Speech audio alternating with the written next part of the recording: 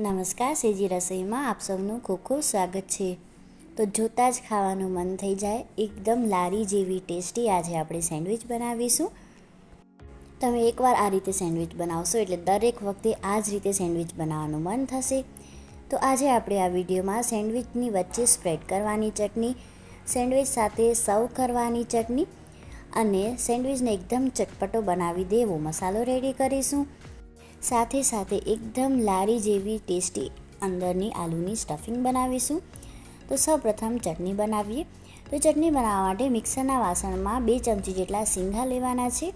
કેટલી તીખી ચટણી બનાવી છે એ પ્રમાણે લીલા મરચાં અહીં મેં 15થી 20 જેટલા લીધેલા છે।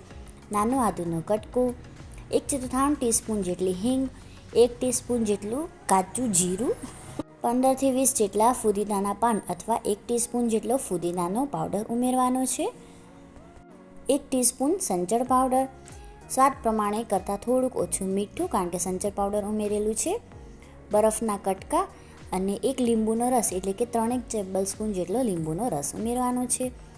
તો એક મોટા બાઉલ ભરીને કોથમીરના ફક્ત પાન જ લેવાના છે। કૂણા નીચેની ડાળી હોય એ લેવાની, વધારે જાડી ડાળી નહીં લેવાની। કવર કરીને મિક્સરમાં સરસ ગ્રાઇન્ડ કરી લેવાનું છે। તો સેન્ડવિચની વચ્ચે સ્પ્રેડ કરવા માટેની ચટણી જે છે એ રેડી થઈ ગઈ છે।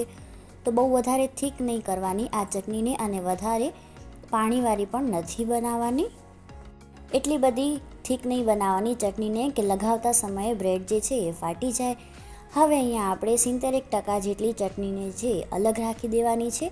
બાકીની ચટણી સાથે આપણે સર્વ કરવા માટેની ચટણી રેડી કરીશું। તો બાકીની ચટણીમાં 7થી 8 જેટલા તીખા લીલા મરચાં લેવાના છે। 1 ટીસ્પૂન જેટલો ફુદીનાનો પાવડર, ફુદીનાના પાન હોય તો એ ઉમેરવાના, 1/4 ટીસ્પૂન જેટલો સંચળ પાવડર, સ્વાદ પ્રમાણેથી ઓછું થોડુંક મીઠું, અડધા કપ જેટલું દહીં ઉમેરી દેવાનું છે। તો આપણે જ્યારે લારી પર સેન્ડવિચ ખાતા હોય છે ત્યારે આપણે નોટિસ કર્યું હશે કે સર્વિંગ માટેની જે ચટણી હોય છે એકદમ પાતળી આપતા હોય છે। તો આ રીતે ચટણીને જે છે એ ડાયલ્યુટ કરી લેવાની અને સેન્ડવિચને આ ચટણી સાથે સર્વ કરવાથી બહુ જ સરસ ટેસ્ટી લાગે છે।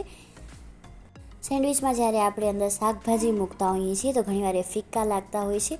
તો આજે આપણે એકદમ ટેસ્ટી મસાલો રેડી કરીશું। 1 ટેબલસ્પૂન મીઠું લેવાનું છે, મીઠાથી અડધું સંચળ પાવડર લેવાનું, 1 ટીસ્પૂન જેટલો મરીનો પાવડર, લાલ મરચું પાવડર ગમે તો લાલ મરચું પાવડર પણ લેવાનું, 1 ટેબલસ્પૂન જેટલો શેકેલા જીરાનો પાવડર, 1 મોટી ચમચી ભરીને ધાણા જીરું પાવડર, 1 ટીસ્પૂન જેટલો આમચૂર પાવડર, 1 ટીસ્પૂન જેટલો ફુદીનાનો પાવડર। જો ફુદીનાનો પાવડર અવેલેબલ હોય તો ખાસ ઉમેરજો, બહુ જ સરસ રિફ્રેશિંગ ફ્લેવર આવે છે શાકભાજીમાંથી। તો બધાને સરસ રીતે મિક્સ કરી લેવાનું છે। આ મસાલાને તમે સલાડમાં પણ ઉમેરી શકો છો, ફ્રેન્કી બનાવી હોય તો ફ્રેન્કીમાં પણ આ મસાલો છાંટી શકાય છે।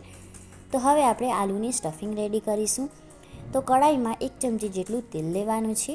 તેલ ગરમ થાય એટલે અડધી ટીસ્પૂન જેટલી હિંગ અને અડધી ટીસ્પૂન જેટલું હળદર પાવડર ઉમેરી દઈશું। તરત જ બટેકા ઉમેરી દેવાના। તો અહીં 5થી 6 જેટલા મધ્યમ આકારના બાફેલા સ્કીન કાઢીને બટાકા લીધેલા છે। અગાઉથી સ્મેશ કરીને પણ ઉમેરી શકો, વઘારીને પણ સ્મેશ કરી શકાય છે। સ્વાદ પ્રમાણે મીઠું ઉમેરી દઈશું અને આપણે જે આ સેન્ડવિચનો મસાલો બનાવ્યો એ 1 ટેબલસ્પૂન જેટલો મસાલો છાંટી દઈશું। સ્મેશ કરી લેવાનું છે। કેટલું તીખું ખાવું છે એ પ્રમાણે લાલ મરચું પાવડર ઉમેરવાનું, ઝીણા સુધારેલા લીલા ધાણા ગમે તો ઉમેરવાના, અદરવાઇઝ તમે સ્કીપ પણ કરી શકો છો।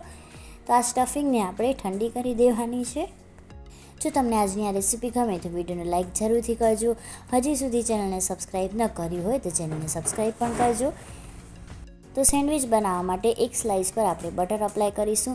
તો બટર જે છે એ અગાઉથી ફ્રીજમાંથી બહાર કાઢી મૂકવાનું, એકદમ રૂમ ટેમ્પરેચર પર આવેલું બટર અપ્લાય કરવાનું, જેથી કરીને બટર સરસ રીતે સ્પ્રેડ થાય અને બ્રેડ પણ ફાટી ન જાય।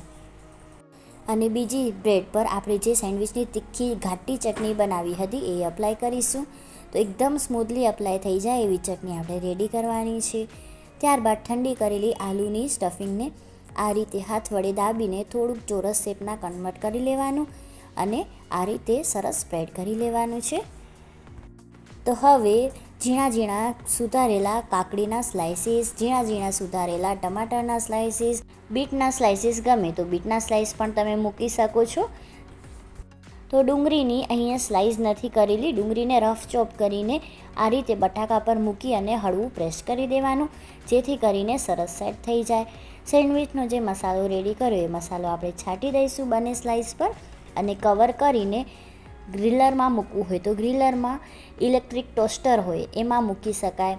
ગેસ પર રાખેલું ટોસ્ટર આવે છે એમાં શેકવું હોય તો એમાં પણ શેકી શકાય છે. તાવડી પર શેકવું હોય તો તાવડી પર પણ તમે શેકી શકો છો. તવા પર શેકતા હો તો મધ્યમ ગેસની આંચ પર શેકવાનું, વધારે હાઈ ફ્લેમ પર નહીં શેકવાનું.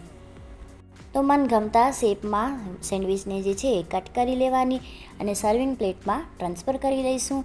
સેન્ડવિચ ગરમ હોય ત્યારે જ ઉપર જે છે આ રીતે થોડુંક બટર અને પ્રોસેસ ચીઝ મૂકીશું. ચીઝ ના ગમતું હોય તો તમે ચીઝને જે છે એ સ્કીપ કરી શકો છો.